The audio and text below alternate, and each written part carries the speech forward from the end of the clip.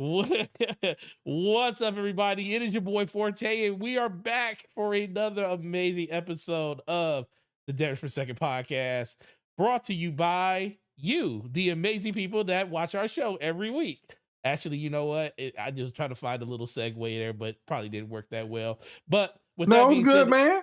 See, oh you yeah, shouldn't have said that, man. You should have just kept it. You were good. You were doing good. yeah, brought to you by you. You know, you guys are amazing. We appreciate it. It's been 2 weeks. You know, I was out of town last week, sweating like heck down in Georgia, where they got signs that say Atlanta happens. I was like, what do you mean Atlanta happens? Car accidents where people don't know how to, use their turn signals, and you got to drive like Miss Daisy to make sure you don't run into somebody else. We'll talk about that in a whole nother episode, Oh but boy. it's good to be back here with the man, the myth, the legend, the man of many slaps, the man that I miss and I call a friend, the homie, the magnificent Slumbo Ooh, Backslap. How have you been, I like sir? that. The magnificent. I The like that intro. magnificent. Man, yeah, no, I've Yeah. been good, man. I've been playing a lot of games. I've been doing this little it's been a interesting week, I'll say that. Very, very busy at work. I've been fighting with utility companies in my area over some ridiculousness that I'm not going to get into. And just been playing a lot of games. I've been all kind of like really just playing a lot of different stuff. Like for Mhm. example, I've been doing this thing where I said I wanted to experience every cyberpunk ending. And Oh so Lord. there is technically six endings. Hmm. Yeah, technically six. There's four from the base game, one from the Phantom Liberty that you get from Phantom Liberty. And wait a minute, hold up. Actually seven then. Because there's four from the base game, one from Phantom Liberty. There's this, and there's kind of like two secret endings. Hmm. And so I've done uh, all but one. I've done all but one ending, and the secret ending. One of the secret endings is really, really hard to get, and I might have to just do it on a different platform because I'm not starting over again because I'm too far along with all of my playthroughs on PC. And there's a specific like this is I think it's ridiculous that CDPR would do this, but you can't get this secret ending unless you have a conversation with Johnny Silverhand and you say a particular line of dialogue. And that happens like hours Hmm. hours ago before you get near the end and you have all these decisions you have to make. So I've been playing it on PlayStation as well. Just because I hate the way they formatted their game saves. They're all like compiled together. And so it's just annoying trying to sift through it. Like, I mean, freaking you play Dragon Age Origins, which is 5,000 years old, and you it's like it's subcategories for each character you create.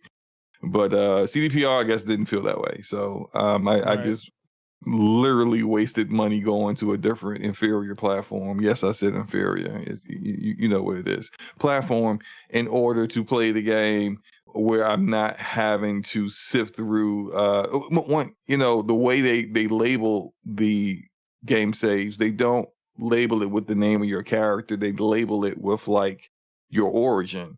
And I got three separate origins on PC. I'm not going if I make another character just so I can get the secret ending, I'm not going to be able to tell that character's game saves from the previous ones I've already made. So it's just like, you know what? Just different platforms. So there's Hmm. that. I've been playing Concord. More I played it in the open beta. Hmm. On the DPS channel, I did lunchtime with Slow-Mo where we I discussed my thoughts on Concords open beta. We definitely gonna talk about more about that later. I've been playing Marvel Rivals. I've been playing all the hero shooters, bro. Except for Overwatch. And yeah, I ain't playing that. This is so What else? Overwatch. I'm done with Call of Overwatch. Duty. Been playing Call of Duty. A lot of Call of Duty actually. I've been playing, and I got games I need to play. You ever heard of this game called Nobody Wants to Die? I heard of it, but I've never checked it out. Okay, I bought it because just off of like the premise and that other people have been playing it and said it was of high quality. I want to start it. Maybe I'll start it tomorrow. I just don't. I don't know if I have the time. I'm trying to. Um, but we'll see what happens. But I've been playing that. I've been playing. I've actually played a little X Defiant before we went live because I hadn't played X Defiant in a while. I haven't. I think there's so many live service games I have installed, and there's so many games. I'm not. It's like I gotta stop being so daggone wasteful with my money.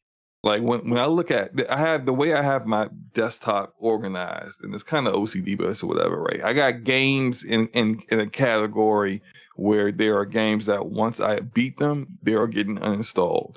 And then I got games that are never getting uninstalled. They are typically games that I'm playing with friends or their live service stuff. So I'm actually playing Suicide Squad with some of my friends. It's not going well. Let's just say that. I got Chrono Trigger installed because I always have Chrono Trigger installed. It's my favorite game of all time. I got Mass Effect Legendary Edition installed because I'm trying to play through that, but it's going to take me a while because it's 3 games. I got the First Ascendant installed for obvious reasons. The Division 2, Marvel Rivals playtest, Hades 2 in early access, Halo Infinite, which I launched and just did training mode to kind of remember how to freaking play the game because it's been over a year since I played Halo Infinite. X Defiant, like I said, Cyberpunk, Fortnite, Zenless Zone Zero, which I still haven't even launched to even start. Call of Duty, Elden Ring, Starfield, and Hades. These are all games that I don't plan on uninstalling because I plan on keeping coming back to them. And I just don't have the time for half of them have battle passes. So I just don't have the time to just like play them all. Like right now, Fortnite is, I think right now, probably in it's the worst season they've ever created. It is cheeks. It sucks. It's really bad. I'm not playing Fortnite. I refuse. It just is boring. They got this whole car meta going on now. I am at this point now when if I play Fortnite and someone rolls up to me in a car, and then the way it works, Forte, is that they drive the car, especially if you're playing solo, like because like if I'm not playing with other people, I'm playing solo. Because I'm not because I relying on random brain dead randoms in Fortnite will make me lose my sanity. So I'll play solo. Dudes will roll up to you in a car that's been specced out with like a rocket launcher or a chain gun or something on the rooftop, and then switch from the driver's seat to the passenger seat to shoot at me from the car gun. So this is what I do because I'm so sick of this nonsense. I rush them, dodge all their bullet fire, jump into the car, and because they jumped in the passenger seat, now I'm in the driver's seat, and then I just stare at them. You don't even do. They staring at me because they can't shoot me because I'm in the car, and I'm just staring at them. So I just stare at them until they get out the car. It's so dumb. It's so dumb. Either that, or if we're close to a cliff, I take the car and I drive the car off the cliff and jump out before it goes over. That's how boring Fortnite has become. And so I'm waiting for a new season, and I'm mad I wasted my money on that battle pass. So for X Defiant, I didn't buy the battle pass. For any other games, I'm not buying battle passes. I did buy the battle pass for Call of Duty because I've been playing Call of Duty pretty frequently. But everyone else's battle pass, nah, fam, I'm good. Done with those. I'm just not. Yeah, even the Division 2's battle pass. I'm sick of the Division 2 time gating everything. You know how I hate time gating stuff. I complained about this stuff when it came to Destiny. Get in and get out. Yeah, and I'm just like, yo, like they have the manhunts they've been doing for years, and they keep doing this thing where you get a part. It's like a 5-part manhunt. In each part, they space it out by 3 weeks. 3 freaking weeks, not even 1 week, 3 weeks. This is how little content the Division 2 has. So what ends up happening is that I complete the first part in like 2 or 3 hours, and I got nothing that I want to do in the game, really, outside of like tinkering and min-maxing my builds. There's nothing really I want to do until the next part of the manhunt is unlocked 3 weeks from now. It's just like, Lord, tell me when to uninstall the game sometime. It's just, I guess I'm just frustrated with the way live service stuff is typically done, and it's annoying. It's annoying, but I'm now at the point where I'm not spending money on things that I'm not going to complete. And the X Defiant preseason battle pass, season 0 battle pass, whatever it was called, I never completed it. So I just feel like I'm probably not going to complete the new one too. So I'm just not buying it. Screw it. I'm with you on that. Yeah, it's been a real interesting week. I've like was looking at your tweets and then the conversation that you were having with everybody during your last lunchtime with Slow Mo. I was like, Slow Mo, he been spitting lately. I mean, you spit all the time, but you know, you've definitely been on that horse the last 14 days. And Well, for thank good you. reason. For good reason. But for definitely good reason. And I feel the same way about those battle passes. It's like I bought the last 2 Call of Duty ones, and I'm like, why do I do this and I don't finish them? So why? It's like this sickness that they know they got you in, and you just gotta find a way to break apart from it. And then once you finally break apart from it, then you kind of start realizing that like this is all pointless. Why do I do this to myself? Yeah. Yeah. So that's Yeah. kind of how it's been. But once again, appreciate everybody that's here. Episode 189 of Devs Per Second podcast. It's going to be a great one. Let's get into that first topic. Let's talk about Assassin's Creed Shadows, made by Oh yeah. I Ubisoft. just want to say real quick, Yeah, go ahead. shout out to people who post gameplay, because I feel Facts. like I'm sick and tired of being, and this is little mini rant. Sorry, so forgive me. No, go ahead. We see a lot of people on social media, especially X/Twitter, who come out and they got all these opinions about everything, but they never show any gameplay to justify the fact. Like, I don't even know if you've really played the game or not. Right. Sometimes with their opinions, they so out of left field. I don't know if they even seen what the main menu looks like. So this week I've been like, you know what? I'm showing gameplay of me playing Concord, and in addition to my opinions on Concord, I'm showing gameplay of me playing Marvel Rivals, Call of Duty. If I'm talking about a game that I'm enjoying or whatever, I'm just going to show a little, like a clip of gameplay or something with it. Like when I finally played Nobody Wants to Die, I'm going to show a little bit of gameplay with it too. Something that is representative of how I feel about the game. And I just think that, like, I think we should be promoting that more, because then it just kind of, it's not just because I'm doing it, but simply because it's more authentic than just people just saying, "Oh, that game sucks," or "That game's trash," and it's just like, well, did you play it? Right. Why does it suck? Why is it trash? Explain to me. And when you really get down into it, it's Show these me in people the don't know what the clip, heck they yeah. talking about. Yeah, they don't know what they talking about. They just hating for whatever reason, or they just, or this game's awesome. People are saying whatever about it. I'm just like, are they really hating on the game? Is there really an agenda, or are you just in your feelings? Like, Right. let's talk about it. And while we talk about it, show me you actually played the game. Right. To show me that you actually have some at least a grasp on the systems in the game, so I can know that you actually theoretically know how to play it. But I think Right. I think that's always part of it. Like, you know, we were talking about it during Crossfire. Like, why do people like think about, like, you know, we'll talk about Concord later, but how people have issues with the game or things or just games in general. Like, I'm not afraid to tell people why I feel the way I feel about a game. I tell you all the time. Like, we talk about Call of Duty. And Yeah. I tell you, and like the reason I know I'm not as good at Call of Duty anymore is because I can't stand the gameplay, and plus I'm not taking the time to learn the game the way I should take the time to learn the game compared to other games that I actually care about when it comes to like Destiny and Battlefield. So I'll tell a person, I'm not going to say the game sucks. I'm just going to say this game ain't for me because I don't want to learn all this stuff because I feel like this is I feel like the way that the game progresses and not progresses, but the way that the game plays and the way that people play the game just makes it not interesting for me. Doesn't take away from anybody else's feelings about it and how they feel about it. Right. Because if you like it, I love it. I just can't do it. The only reason I deal with it is because my best friend slow mo backslap and my other best friend slow third task. I have no reason not to play the game with them because they will shame me into death if I don't. So we'll just get that out of the way. But no, I just think people need to kind of take.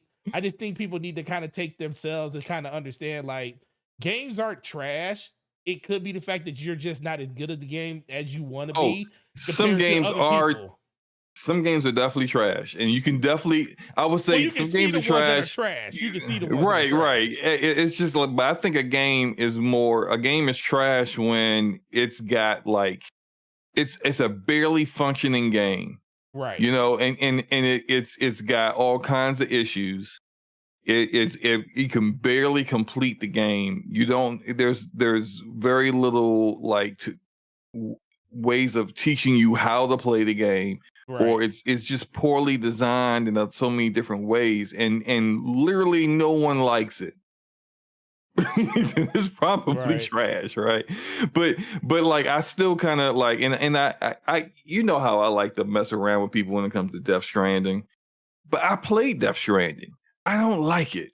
But when I mess around, I'm more messing around with. I'm not saying the game is literally garbage because I know it's not. Like it's Kojima, and even though I think Kojima is massively overrated, he is a certified one of the best developers out there, one of the best game directors out there, and his the things that he's done in his career, Is he his more of a resume is movie? freaking ridiculous. Is he more Uh, of a movie director or a game director at this point, I mean, though? at this point, I'm gonna say he's more of a movie director, but Yeah, like, that's what I. but He's more of a movie director at this point.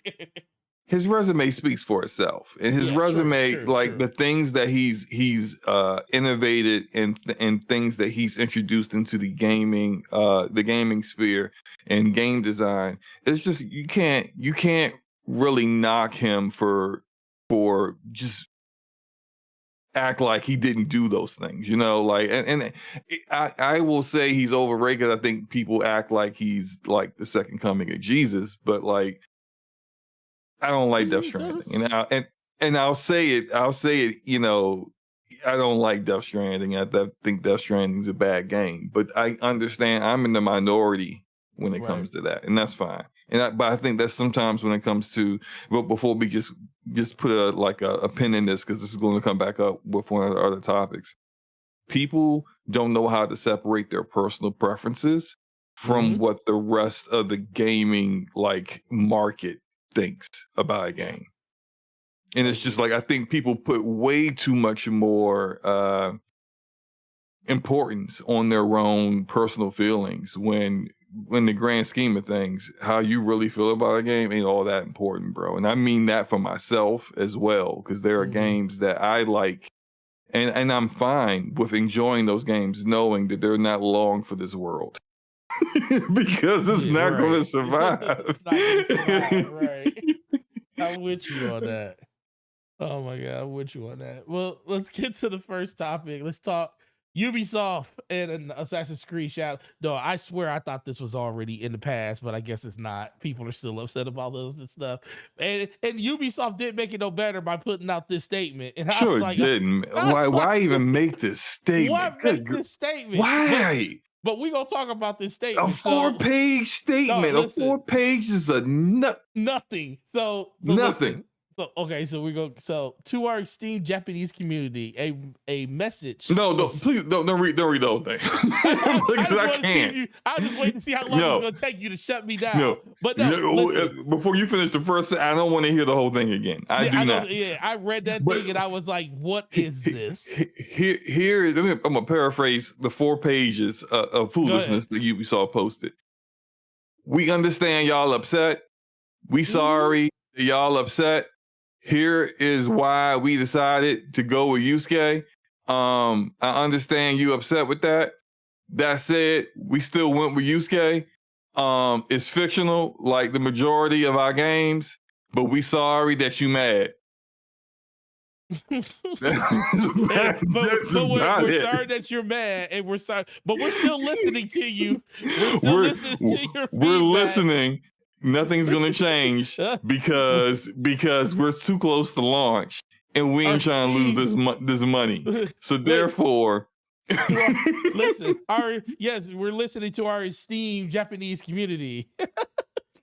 The same, and you know what? It wouldn't even surprise me that Ubisoft did not look into the petitions like hard enough to understand, not hard enough, but like deep enough to understand that the petition, the quote unquote Japanese petition, it may have had a small percentage of like actual Japanese citizens who had an issue with it, but you got non-Japanese people using Google Translate to translate their messages into Japanese, commenting on it.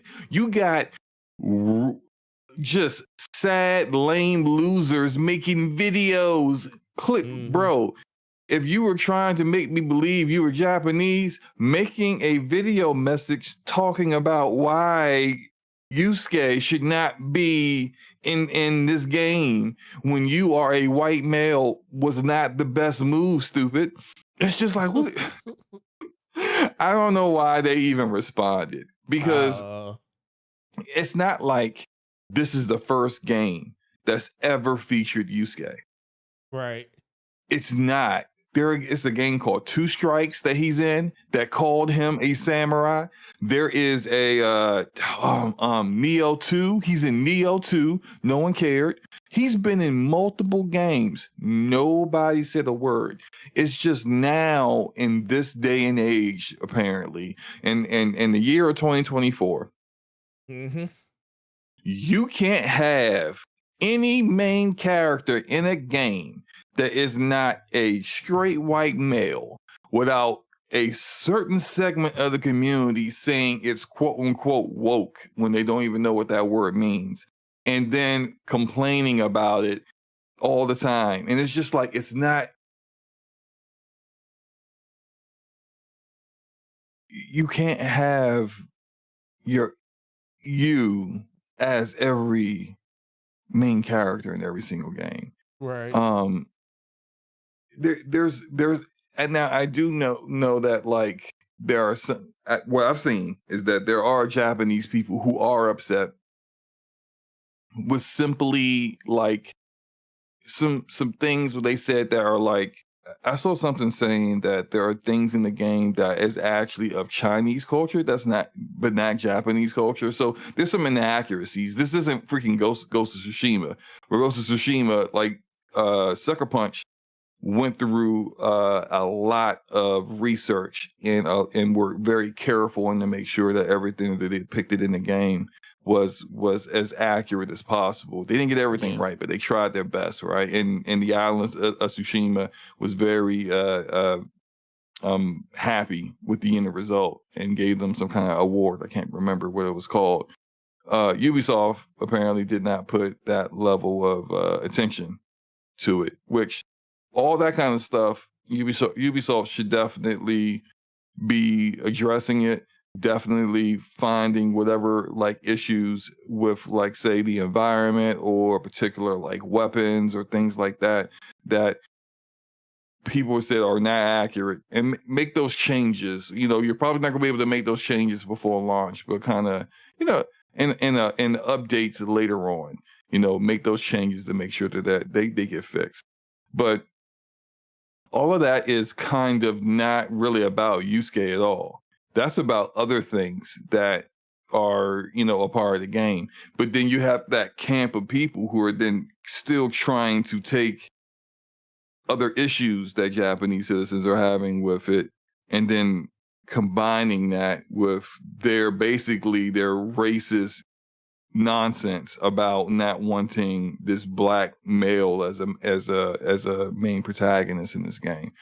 So I think Ubisoft should have simply addressed not the Yusuke stuff at all, but other things that Japanese citizens were complaining about, but not in the manner that they did, because what ended up happening is that you got people who feel like they are now justified in their outrage and ridiculous nonsense instead of actually admitting that they're just being a racist cuck. And so it is what it is, man. I just when this game comes out, it's probably going to sell a lot of copies anyway, because it's Assassin's Creed. A lot of copies, man. Yeah, it's Assassin's Creed. It's going to sell a lot of copies anyway. And the people who are more outraged about this, the Western people who are more outraged about this, are just going to have to deal with it. What are your thoughts on the whole thing? About their statement, that is. I mean, their statement didn't even need to happen. I mean, all they did was just fan a fire that they just kept a fire burning that could have been just put out over time. That's why I thought, like, in my mind, I thought this situation was already over. People, it's like anybody that takes Assassin's Creed as a realistic depiction of whatever it is crazy, first of all. So the fact that they had to come out and actually say something like that was just like, okay, duh. Like the animus, all these different things. Like I understand they went kind of in a whole different historical direction once they got to like the named ones, when it came to like Origins, Odyssey, and stuff like that. They went to particular grounds or cities or whatever to depict those characters in those situations and stuff. And I mean, they did a good job of explaining exactly what it was for, but they did this. I mean, this is something that you could just tell by looking at the game. And like you said, my biggest thing is I knew some people were going to be upset about this, but the people that are upset about it, that are really literally not even, they don't even identify with the people that would be upset about this. They just want to be a part of a conversation. Just to the majority of them have never left their small hometown in whatever state of the United States they actually live in.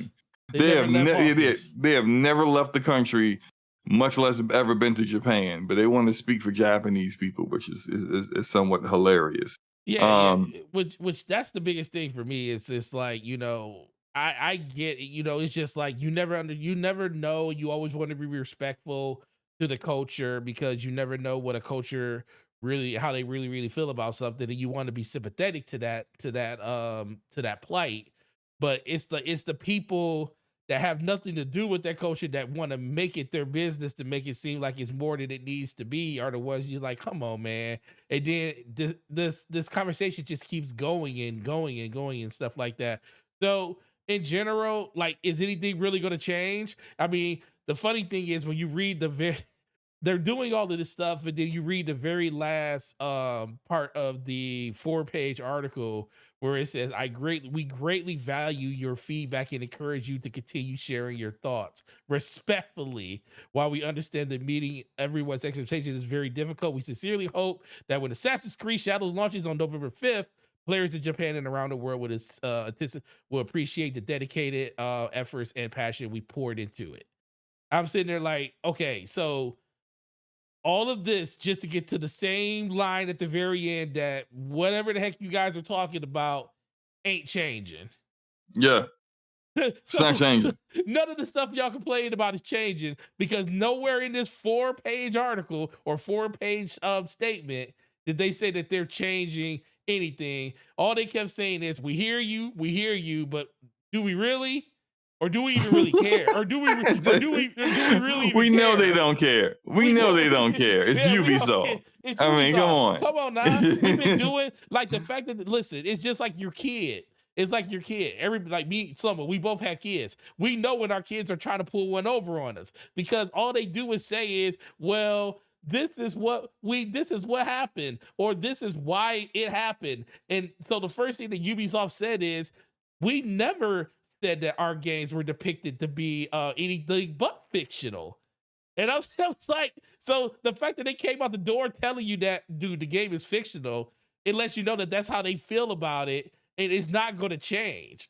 So it's just like, it was just like a nothing burger after that point. And then I just kept losing brain cells as I read this because it felt like they were writing this to people that really don't understand what's going on here, and I just don't get that part of it. But in general, I just want this to be over with because I'm actually interested in this one. I always told people the Assassin's Creed was a game that I just never jumped into due to the fact that I just didn't get into the first and second one.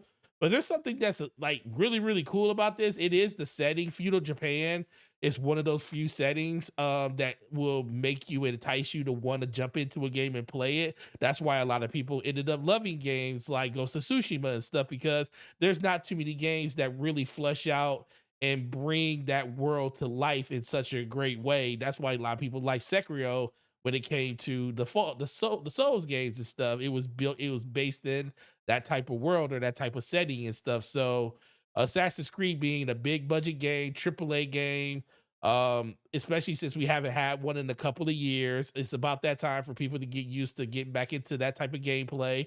And it's in a setting that people really care about and want to see. So of course there was going to be people arguing, being upset about it. I just feel like it's just a little bit too much, and there's a lot going on that don't need to be going on anymore, honestly. All this for a game that has depicted real life figures in Assassin's Creed before, Hmm. and they have been doing all kinds of stuff that is complete fiction. Fiction, right? It, the game has had Benjamin Franklin in it before. I mean, like Hmm. just Leonardo da Vinci. Hmm. What do we? But now we're upset. Yep, I agree. Just I come on. agree. I agree. So, with that being said, man, let's move on to the next topic. The game comes out this year. A lot of people are going to be excited. It's going to be a good year at the end of the year. I think it's like 2 weeks out, 3 weeks past Call of Duty. So I feel like this game's going to have a good window to breathe on its own. Yeah, Moving on. I Go always ahead. kind of feel like that there is it's not overblown that like you gotta kind of avoid Call of Duty, but I think it's more of when you have a game that's very similar to it, you probably need to make sure that you're avoiding it in order to make sure your game has got enough space for people to give it a shot. I don't think Assassin's Creed really has that problem. It's a popular game in its own right. That's popular as Call of Duty, but it also I think it kind of it's a very different kind of game, so it also has a different kind of crowd that will play it. And so I don't really think the majority of Call of Duty players, and maybe I'm just speculating here, really care for Assassin's Creed like that. So I mean, I wouldn't say launch it on the same day, but it's just I don't think they need to be like, oh man, we gotta be really careful of Call of Duty because we might not get the early week numbers that we want. I don't think it's that big a deal. Mm. I agree with that. I think that's the biggest thing that people are just looking forward to and seeing. But we'll see. But moving on to the next game that's on the list, let's talk about some No Man's Sky. And No Man's Sky is one of those games that a lot of people were at first, upset about because the game wasn't what they wanted it to be. But if you played No Man's Sky recently, it is a completely different thing. But with that being said, there has been it has been like, this is all rumors, by the way, no, just all speculation and stuff. But there's Oh, we talk. Okay, yeah, I know what you're talking about now. Go ahead. but so rumors, PlayStation 5 Pro is supposedly coming out this year at the end of the year. And there has been some code data found inside of the latest update for No Man's Sky that showed that there is new features that have been enabled for a PS5 Pro slow-mo, namely around graphical settings and fidelity and stuff. So slow-mo, does this mean, well, first of all, does this mean that the PS5 Pro is actually closer than we think?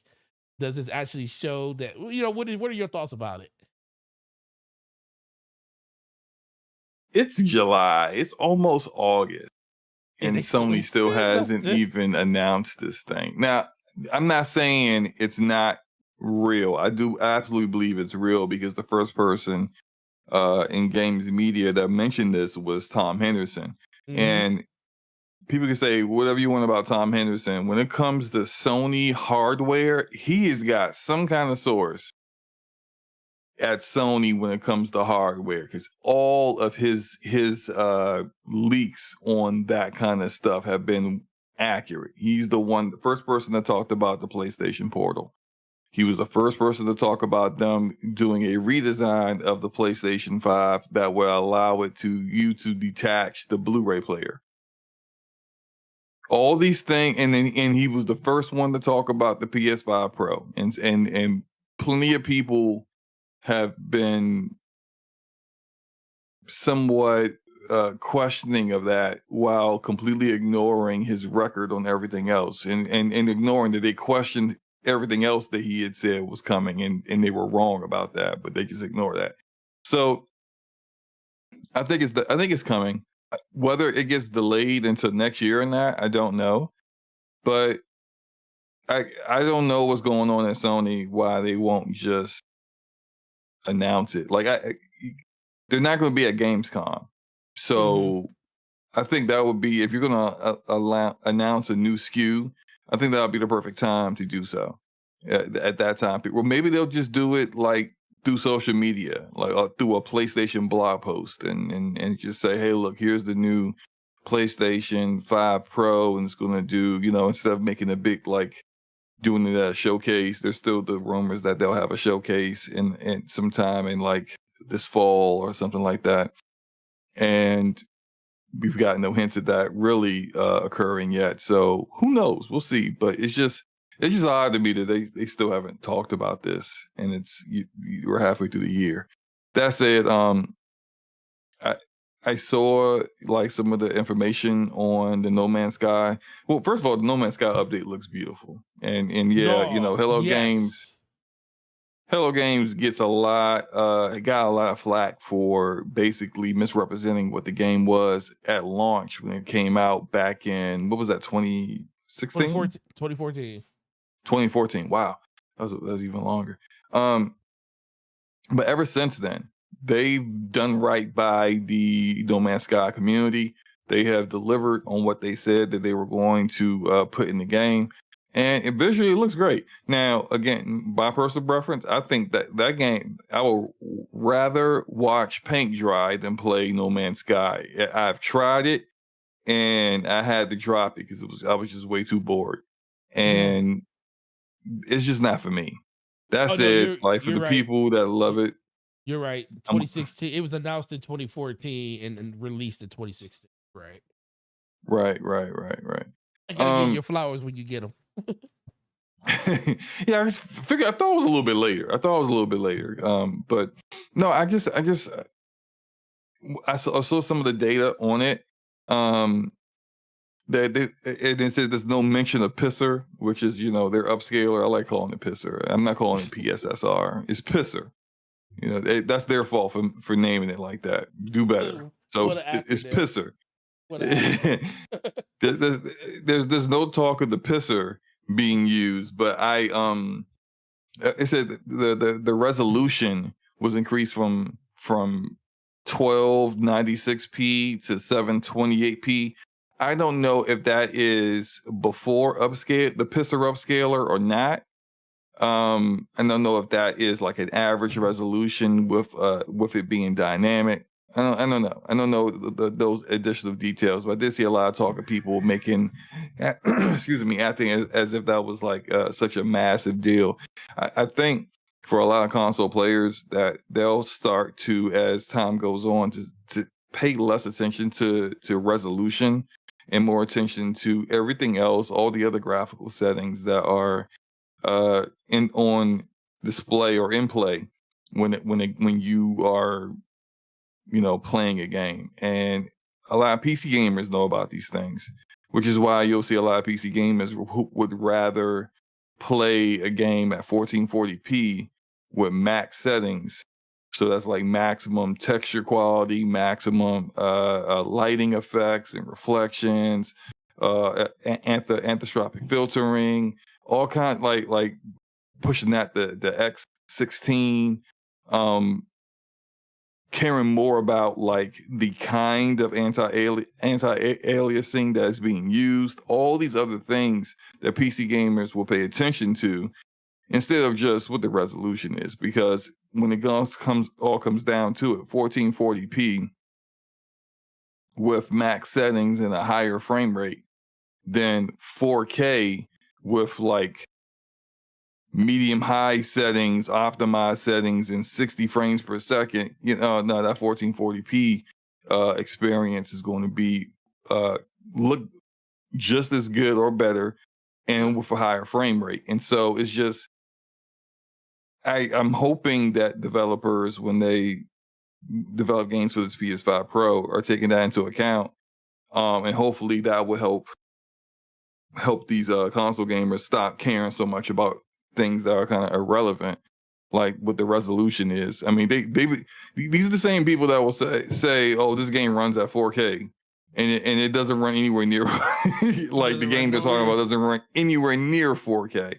They just say it because that's what the marketing says. It's it's a fidelity mode, so they automatically assume that must be 4K, and it's not. It's just a higher resolution than whatever their performance mode is, which is could be sometimes at like 1080p for performance mode, so, or lower. You know, hello Final Fantasy 16. So it's just it's. I'm hoping this will provide, you know, a little bit more of information for gamers, console gamers, to kind of use when they start looking at what this does and whether it's worth it to them or not. For myself, I rarely do mid-gen refreshes on with consoles. Like, I own an Xbox, I own a PlayStation 5. I don't play on them often enough to justify myself buying a mid-gen refresh for the few games that I will play on it. It's just not necessary for me. Um, and so I'm not getting it. But I think Sony probably, if they kind of take into account how the PS4 Pro did, compared to the PS4, they may not be looking to think that this is going to do major numbers. So maybe they just kind of figure it's a SKU, we'll put it out there, and the people who are interested, the hardcore, you know, people who want the very best that they can get that isn't going to a PC and console gaming, will pick it up. And that's not necessarily like a ton of people, you know, because I mean, we saw how NCAA football has been selling consoles and has been selling a lot of Xbox Series S's.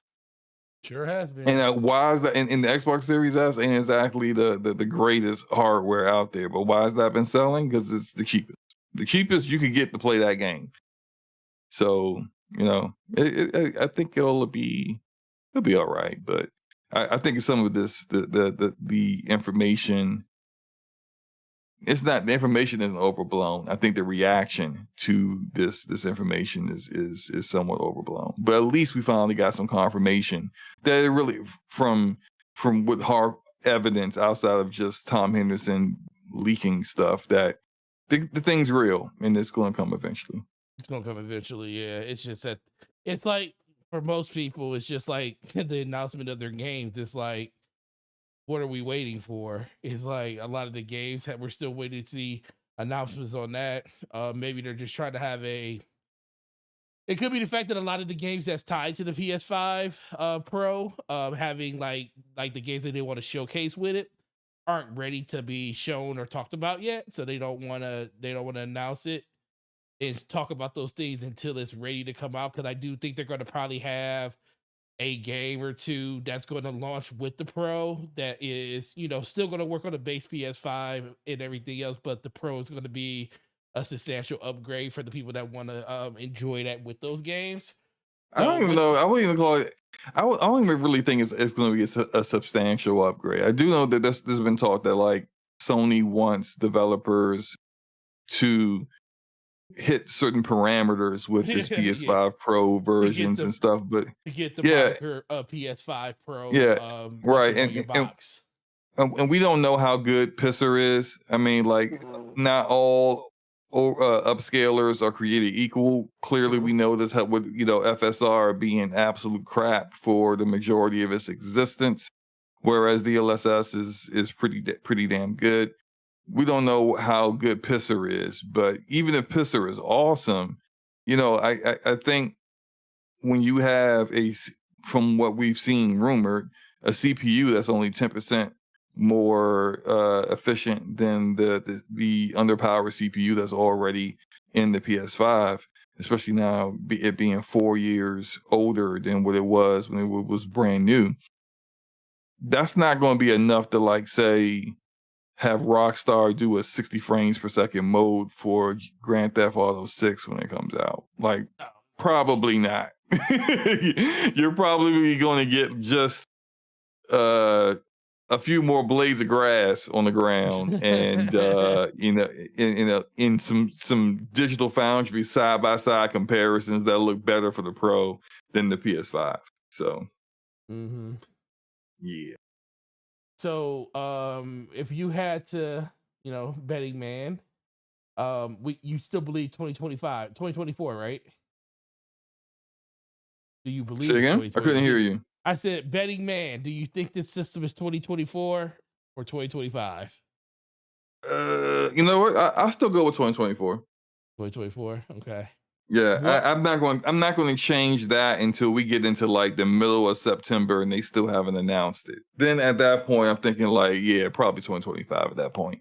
But there's still enough little bit of time in the year for them to make their announcement, ramp up to marketing for it, and then you get into the holiday season where people might actually be willing to, drop down the money for it. I do think it's going to come at what is a console premium cost. So I'm thinking like a minimum $600. Woo! Man, listen, man, that's what I'm talking about. $600 consoles. Keep it up. But why are you happy for a more expensive console? No, well, because I bought a $2,000 graphics card almost. So what is a $600 console? No, it's more of my whole thing around consoles being that price. It breaks a barrier, I feel, of people willing to spend money to enjoy the things that they want when it comes to their entertainment, like video games. Because I feel like if a console, like Sony did this before, but it was way too early. Nobody was spending $700, $600, $700 on a PlayStation 3. It's like we were nowhere near where we are comparatively in gaming now to where we were back then. So I feel like the market can bear a $600 system right now due to the fact that we're already doing that with handhelds and stuff like that, phones that are double. But even those back PC then, handhelds aren't being bought in large quantities, though. No, they are not. They are not. But if the most successful PC handheld is the Steam Deck, and I don't 2 million, think 3 million. Yeah, I don't even think that's cracked 5 million sales yet, and so.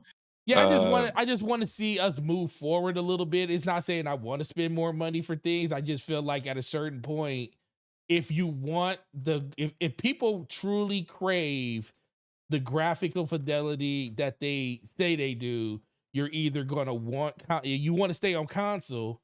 You're going to want consoles to mature to the point where we can get past the price point. I'm not saying spend $1,000 on a console. I'm just saying $600-700 wouldn't be a reach for a console that's going to give you the power that you need to. You're still going to get drawbacks. or just buy a PC and never have to worry about drawbacks. That's what I'm saying. But like I mean, but there's there's always going to drawbacks. be a Even place. There's going to be yeah, a place. there's It's a place for drawbacks for both. PC gaming too. It's just that Oh yeah, you just got to absolutely. understand what the platform is, Designed where the to, platform is, yeah, and what you will and will not have to deal with. right, And exactly. yeah, that's. I agree with that I just think 100%. that like when the people who are hyped for a mid-gen refresh are the same people who will be like on Twitter saying the PS5 Pro is the equivalent of a 4080, and you're just like, it's just so funny. Well, You just start laughing because well, it's like that's not you don't even know what a 4080 is. You just basically it's a graphics card, and that's about all you know about it. You it, don't really know yeah, what the power gap is between your PS5 and what a 4080 is capable of. And it's nowhere ever what these people think is reality. And it's weird that they do that, but then they want to, it's like they kind of want to have their cake and eat it too. They want to be the simpler solution, right. which is what the consoles provide, while also somehow being more powerful than the PC. And it's just like you're never winning that battle, buddy. You just gotta let that go. Yeah. Well, that's what Blade X was in the chat. He said in COVID, people were spending $1,000 for a PS5, and that Yep. now they Yep. were. That's the thing. That's what I'm saying. People that I know is all cap. People to say they don't want to spend certain amount of money on things. Yeah, that's true. There's a lot of people. Like the majority of people don't want to spend $700-800 on a console. But trust me, if the demand is high enough and the supply is low enough, people will buy it. And that's it. So it wouldn't be a reach, like you said, $600 wouldn't be a reach for a console. So I just want to see a future where the price point isn't the thing that's going to hold you back from buying a console unless it's like exorbitant, like plus $1,000. At that point, you might as well just buy a PC. But Right. The people who during the height of COVID and all the shortages with silicon and the inability of TSMC to keep up with demand and all like it wasn't enough consoles for demand out there. The people who went on eBay and spent $1,000 you should have to bought a make sure that PC. they got it, they should have just bought these. Should Should have have just bought a bought a PC. PC, bro. For $1,000, you can build a PC that is comparable to what you're getting. And matter of fact, if you were willing to spend $1,000 on a PS5 Pro because you think scalpers might take up all the supply when they finally launch it, I will also say, yo, just go ahead and just buy yourself a PC because for $1,000, I'm thinking you can probably. I know you could definitely build yourself a PC that's more powerful than the PS5. You can probably build a PC that's more powerful than the PS5 Pro, which is going to being a price that's subsidized, because of Sony and the fact that they're Mhm. mass producing the product, versus you buying off the shelf stuff. But you could Right. probably do that easy and be able to play a whole bunch of other games that aren't on PlayStation as well. Yeah. Yeah. Yeah. Joby was like those PS5 prices during the what's the name during eBay was ridiculous. So there were some ridiculous prices out there, bro. I Yep. agree. Shout out to you too, Yobi. Uh cool. Well, last question I'll ask you about that. So okay, so we said you're still sitting on 2014. What Yeah. game will be marketed alongside it? Will be the tentpole title Uh, that they're gonna push with them because normally it's Call of Duty during the holidays. yeah, they can't do that no more. They ain't got Call of Duty no more. So what's the game gonna be that's gonna be on the box art or they're gonna be talking about in spades when they do announce this year? Well, it's not Concord, based off of It's the not. Well, the fact that that game is coming out next month, and they haven't even announced the PS5 Pro, which is not Yeah. enough time. So more than likely, it's not that. Um, it's not Fair Games because they haven't even shown us gameplay of Fair Games. So I'm thinking Fair Games isn't coming out. I think Fair Games still comes out before their fiscal year ends, in I think April or Yeah. May. It's Um, April. So more than likely, we'll see Fair Games gameplay before this year is out, but I think it'll be like a Q1 2025 game.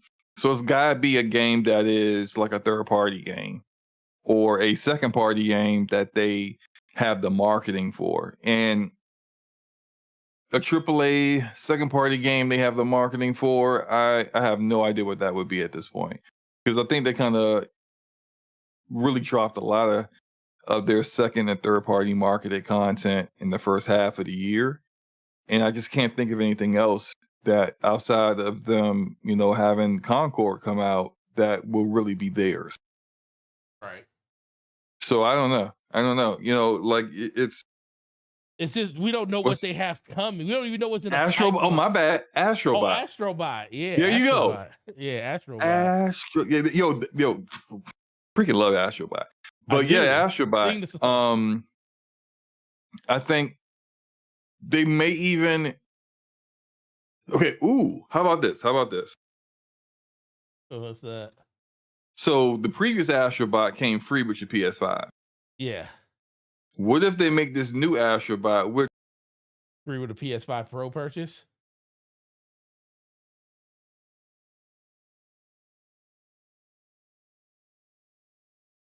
Lomo just died.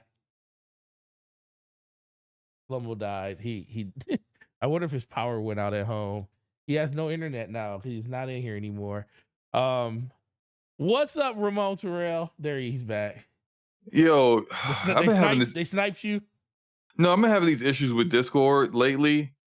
Discord has been like really weird with just like it makes like it'll just crash and then it'll come back. So my bad. No, you're good. Yeah, you're good. What I was saying was, so with the PS5, when they launched the PS5, they gave you Astrobot for free. This is a more fleshed out game, and so they're actually charging people for it, so they haven't announced the PS5 Pro yet. So they couldn't announce that this is going to be free with a SKU of the PS5 that they haven't announced yet. So they told us what the price is for the new Astrobot, which is the price that you would pay if you're on regular PS5. Excuse me. Or it's not coming to PC, right? No, it didn't say PC. At least not at this time. Okay, so yeah. Yeah, it wouldn't surprise me if this new Astrobot, is a free game for the PS5. So if you get the PS5 Pro. So you get the PS5 Pro, you get the new Astrobot with it too. So that would be their software that they launch with it. Okay, I can see that 100%. Yeah, I can see that. Be great. Astrobot. Love Astro. All right, let's move over to the next topic, which is why is it doing this? Oh, that's why it's doing it, because I am being something. Okay, so Xbox versus marketing. Because Xbox the marketing for the last 2 generations has been horrendous. It's been stupid. If you don't need an Xbox, but you need a Fire Stick, you don't need games. Well, I ain't gonna say you don't need games. You need games, but you need controllers too. They do. Have you noticed that Xbox does a better job in marketing ancillary accessories and controllers than they do with the games that come out on the system? Oh And yeah, the, by far. and By the far. service that you play to get those games in the service. They don't even market that correctly part of it most of the time. Yeah. It's pretty bad out here. So Xbox, the marketing for Xbox, like, it's not a secret. Everybody knows that it's been pretty bad over the course of the last couple of generations. And the biggest thing that is being mentioned around that is, people talk about the budgets of how everything Microsoft having a smaller budget for Xbox going forward, especially due to how much money they spent for the acquisitions of all these different studios. You can kind of take it or leave it on how you feel about that. But in this article that the homie Slomo or Slomodius, you still go by that too, huh? Slomodius. Yeah, I Slom- haven't changed it. I it's forgot. it's been that's Just it's so haven't changed it. as like usually you change it like 1,000 times by now, but you haven't changed it recently, and it makes me laugh every time I see it. So the Xbox marketing boss for EA, Michael Flatt, says that the team has to be quite scrappy, really, when fighting for funds from Microsoft. Says Sony PlayStation rarely outspends us. We are not blessed with huge media budgets. And part of me can see why it's the case. Part of me can see why. Like, I'm not going to say nobody from Wait, Microsoft should come what? out. Wait, hold on. Listen, just listen. Nobody from Oh, here we Xbox should go. listen. Okay, Nobody I'm listening. listen. Cause I know where you about to go. I know what you're about to say. I'm listening. You was about to blast me. No, what I'm saying is nobody from Xbox should ever talk about how it's regrettable that PlayStation or anybody that's underneath your marketing tier when it comes to a trillion or $3 trillion company, how you're being outspent by anybody. That should never happen. You shouldn't do. There's no rhyme or reason in human history why somebody that's worth 3 trillion and somebody that's worth in the billions should be outspending you for stuff that you want. Now, I can understand why PlayStation does outspend them when it comes to just the PlayStation brand in general, because the PlayStation brand means way more to PlayStation than the Xbox brand means to Microsoft. Microsoft is willing to put as much money as they want into the Xbox brand, and they said we're willing to spend $70 billion to get all these acquisitions, to get all these games, to get all this software, not all the software, but all these IP and all of these games into the service that we're promoting and stuff. But we're not willing to promote those things because we feel like we did enough on our own. Whereas PlayStation, the lifeblood of PlayStation or the lifeblood of Sony is PlayStation. So if they're not promoting and giving them all the marketing that they need, PlayStation's not selling that next digital camera 10 years from now. They may not be selling TVs 5 years from now. It's a lot of money that moves through play. Like literally without PlayStation, Sony may go under. So I can understand why they outspend them as much as they do. But the problem is it shouldn't happen at all, because you can outspend PlayStation by waking up in the morning and literally just watching your stock ticker go up 1 point.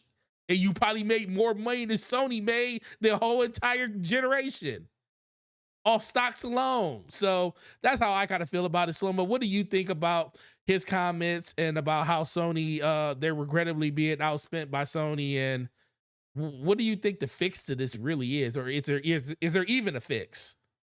There is a fix to this. It just requires, I would say, probably not the people that are in place when it comes to that side of things. Now, if you recall correctly, there was, I can't remember the guy's name, but there was somebody in Xbox marketing that left the company recently, Yeah. and they didn't just straight replace him. They just did a whole restructuring of the entire marketing department. Yep. Now, I mean, Yeah. I don't work there, but if everything is going great and this guy decided he wanted to retire, or there's another experience, he wanted, some new experience, but he's been generally doing a great job, then they were probably, the more likely solution is you don't change what's working. You just find someone potentially that you already have in house that's ready for that kind of experience, ready for a level up, an opportunity to prove that they could do the job. Or you find someone from the outside that has a similar skill set that can do exactly what he was doing. When you decide to completely change the restructuring of the marketing teams and who they report to, that tells me there was a problem here, and that problem is being rectified with the removal of this person. I don't not for a second do I believe this guy left on his own will, because I've seen Microsoft do this before. When they want to get rid of someone, there's never an announcement where we just fired Right. this guy. We know they did not like it's the guy that used to work at Xbox, Ybarra. We Mike know Ybarra, yeah. there was issues of leadership with Ybarra, but what did Ybarra do? He came out and said that he was resigning, he was leaving. Not with, even though months earlier he had said they would have to drag me out of here. Yep, sure did. But then now he's announcing that he's leaving. This is the way they do things. The way they do things, they don't straight up fire you when you're a public figure. They reach some kind of settlement with you, and then you leave and you make the statement act as if you just want to just spend time with family. You just want to try a new experience. Chris Lee, who was the game director for Halo Infinite, screwed the pooch with Halo Infinite. They completely took all the duties away from him. He was just showing up to work and sitting down and doing nothing. And they allowed him to bow out gracefully and find a job. I think he went working for Respawn. He went working for one of the devs at EA when he left Halo Infinite. But that's how they do things. And the marketing it's not good. And I think that, like, it's almost like the chicken and egg scenario, because I've seen people say, "Oh, well, of course, Nintendo and Sony spend more on marketing. Look, their platforms in these regions do way better than Xbox's platform." We're talking about Europe, and it's just like, but you you have to spend money to make money. You can't expect people to buy a product they don't know exists or they barely know anything about. You can't just think that, like, people are just going to, through osmosis, know about your new products, the new things that you're doing with the platform. That not everyone is so locked in like the gaming community is that we'll find that information out on our own. It's like you're never going to get any growth from these regions with the way you're going. And so, yeah, they need new marketing, but there's also, I think that's partially a leadership issue, because if they don't have the budgets as they're talking about, well, there's very little that you can do. Right. Now, the little that they can do, like how using X/Twitter to a better degree, like we talked before about how they'll have first-party games coming out. Why is it your first-party game, Hellblade 2, had your official accounts talking about it less than Sony's Twitter accounts talked about Stellar Blade, which is a second-party game? Tweets are free. True. So it's not even about budget at that point. It's about you, whoever's controlling the daggone social media account, doing their job.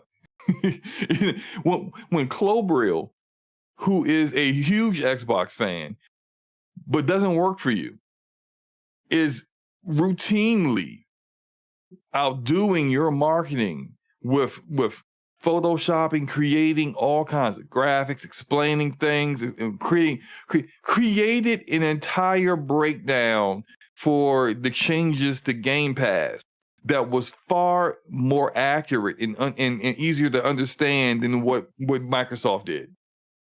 Yep. Why is a guy that don't work for you doing your job better than you? He doesn't have the inside information that you have because you actually work at the company. It's just, I don't think it's going to change anytime soon because they don't seem to really have a finger on the pulse of what the problem it really is, and so they'll continue to get curb stomped in these regions because they don't understand the regions. They don't really care for what those players in those regions really want, and they're not spending the money in the right ways to basically make some leeway there. FIFA / was it EAFC Sports, I think is what it's called now, is bigger in Europe than it's like Madden in the United States or NBA 2K in the United States. They don't like Sony's got that marketing. And it will probably cost you a ton of money to get that marketing from them to EA. But like you could do that. And you could it will cost you a ton of money, but it will also bring people to your platform because that's how freaking marketing works. Like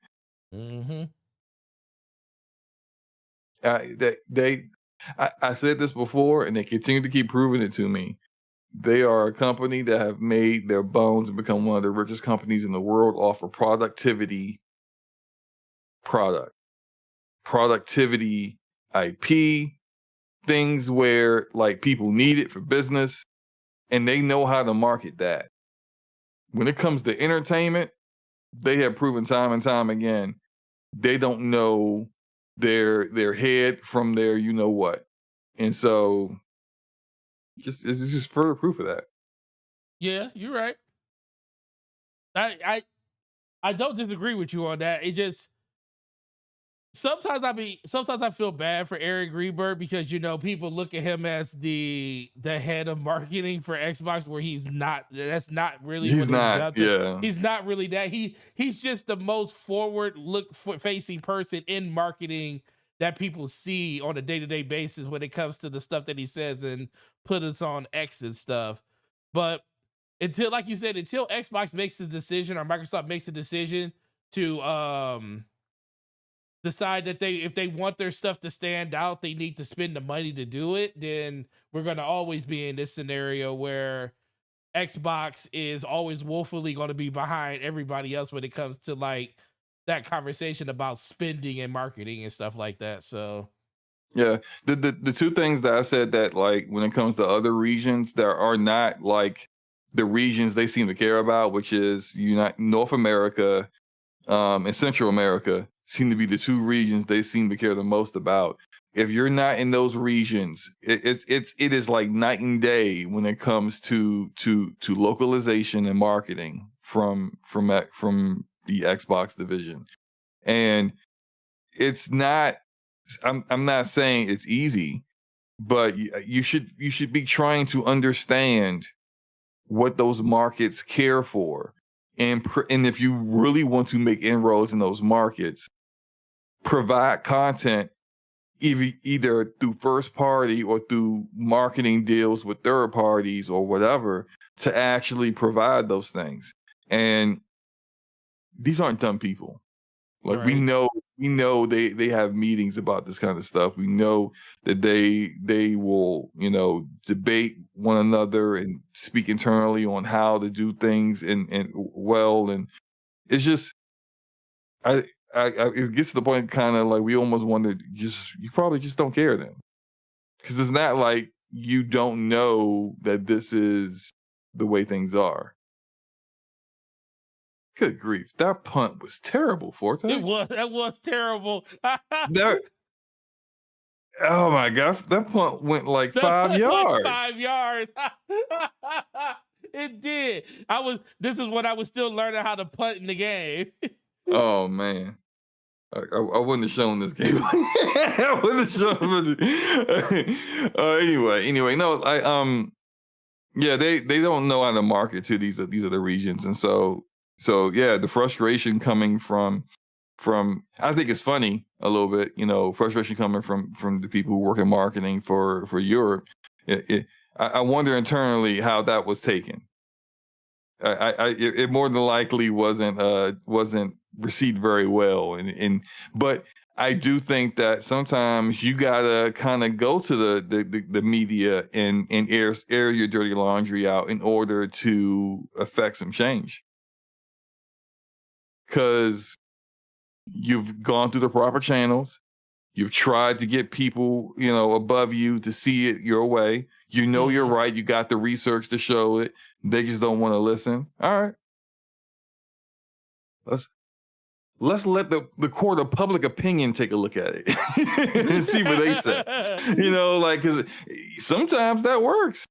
Let that pressure come in from other people, and then they understand that, like, well, hey, maybe this wasn't the best move. Maybe we need to go, sit down and take a look at this for a third or fourth time. So who knows? I hope they do better though, because we need more competition in that Yeah, in that that's all it is. regard. It's just what is the competition going to look like in the future. So until we get to that point, though, it's going to be the same conversation. So I agree, 100%. Uh, so Call of Duty finally going over to Game Pass. Started. I think it went over yesterday at like 4 o'clock PST or something. A lot It of was people earlier than were. that. It Was was it? definitely. Wait, well, you said PST. Yeah. Oh yeah, Hmm. PST would have been 7 o'clock Yeah, it was Eastern. definitely way earlier than that. It Yeah, was earlier than that. Got you. yeah. I tried to install it on my Xbox just so I could get the achievements, which I didn't get. I'm a little upset about that.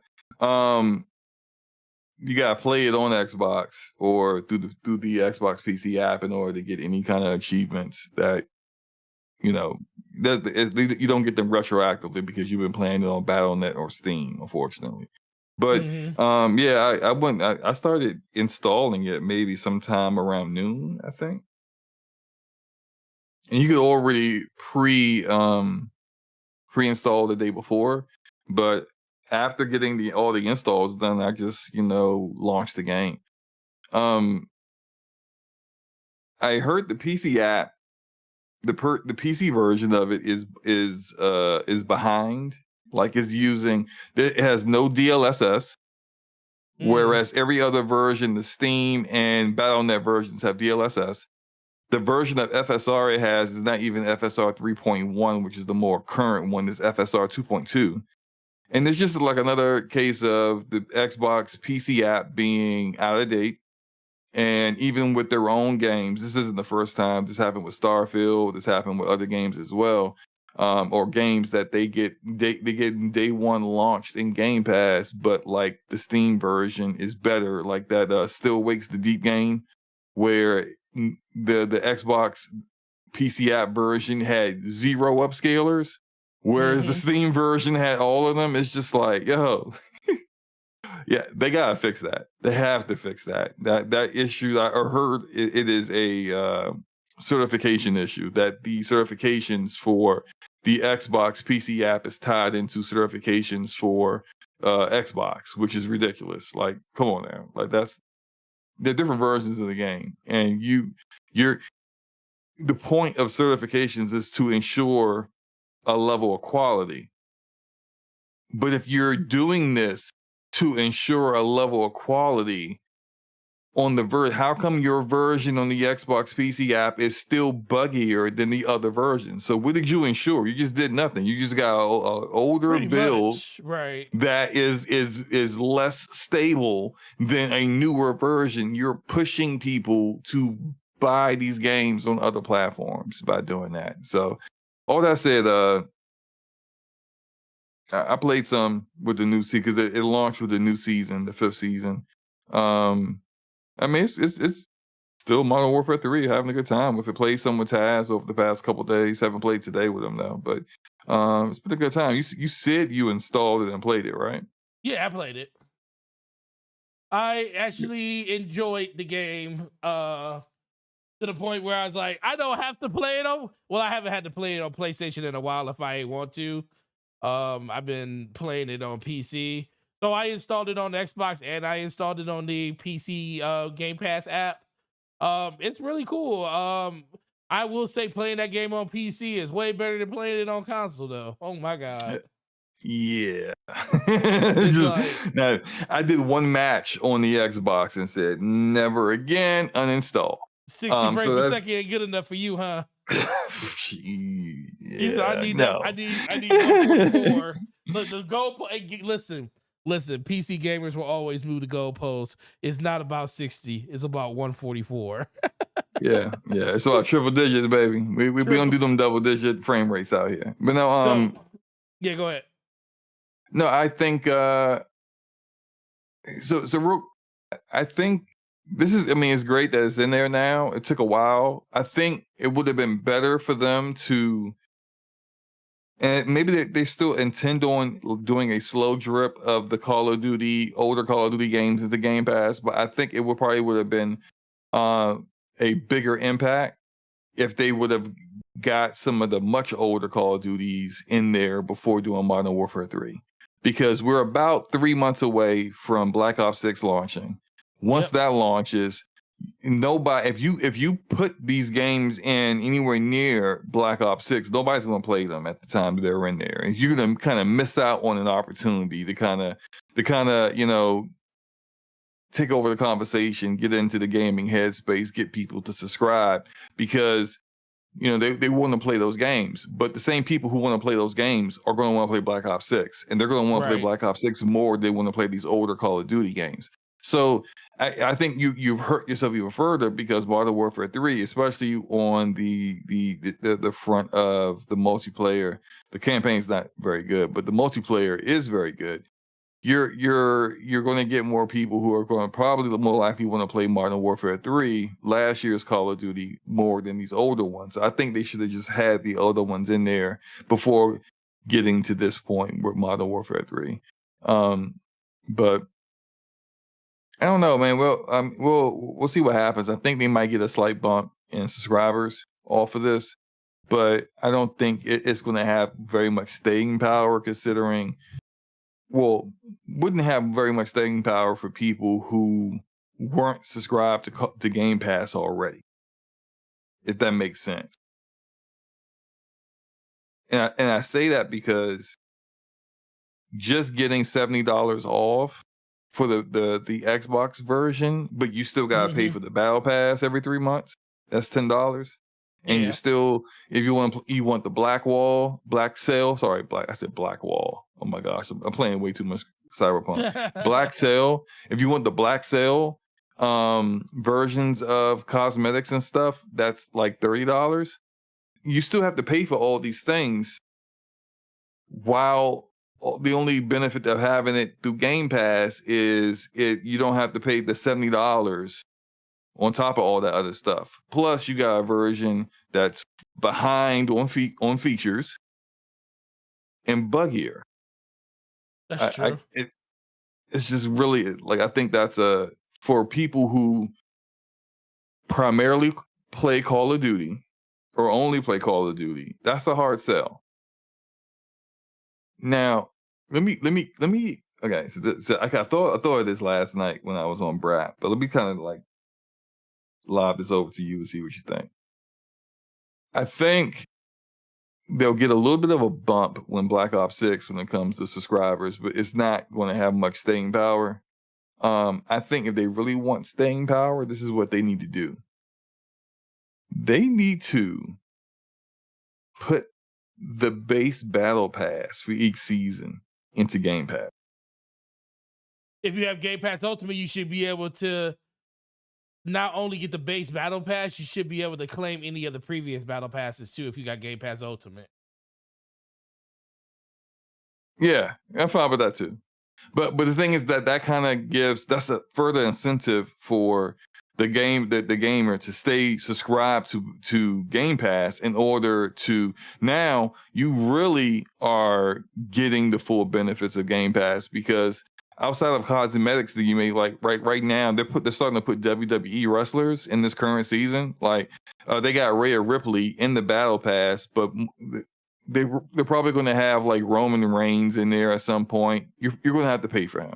If they put The Rock in there, you're going to have to pay through the shop for him. That's fine. That's fine. People not going to have any issue with that.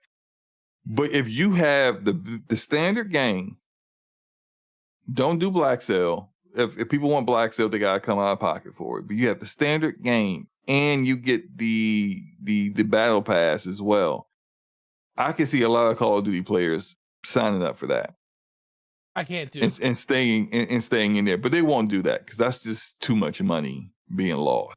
As far as revenue goes outside of Game Pass, I don't think they'll even. No, there's no way to do that. But if you want to really push those subscriber numbers and have people stay subscribed, and then consistently see those numbers grow specifically for Call of Duty, then yeah, that would do it. Who do you think?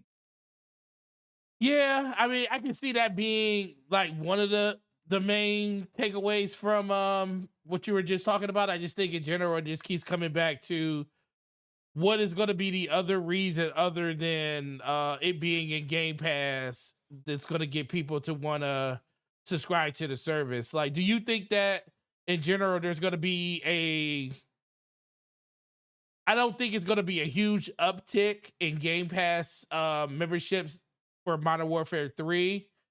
I do think there'll be a decent one for Call of Duty Black Ops 6 when it comes out.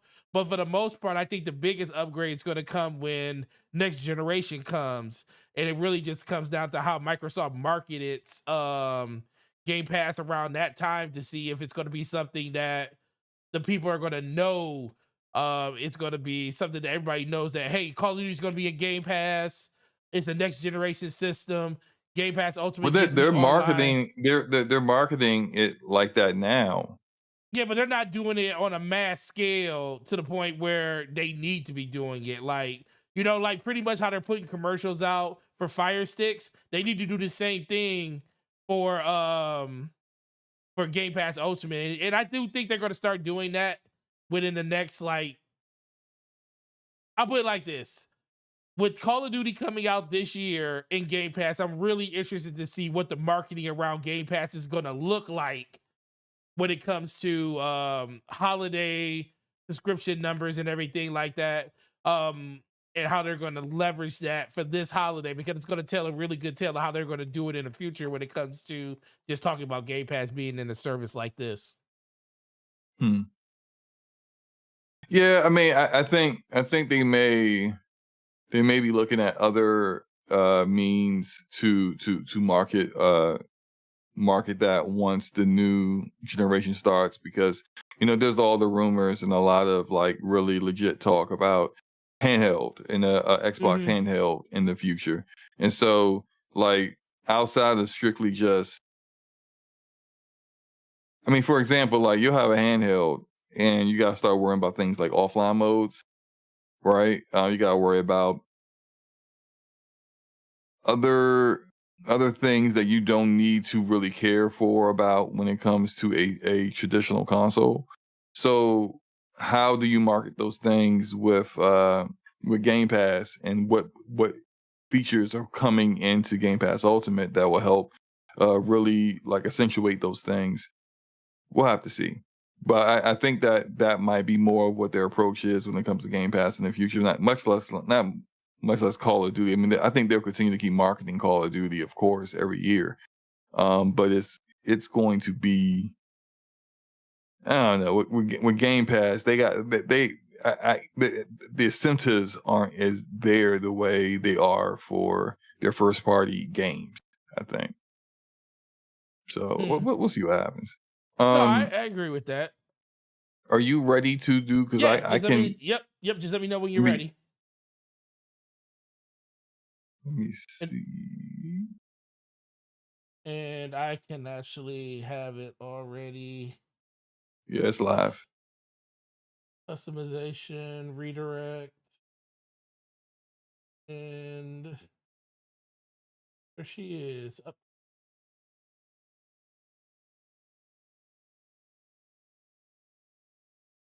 All right, guys. Well, as you know, this is where we move everybody over, which will be coming to in the next week or so. Only reason it's not, we probably would have did it this week if I wasn't out of town, but I hadn't finished doing what I needed to do, which next week I should be done with that. And then we should be able to move and be direct, exclusively on the DPS channel. So Thanks for being with us. And if you see the if you don't see it leave you over, just move over by yourself with the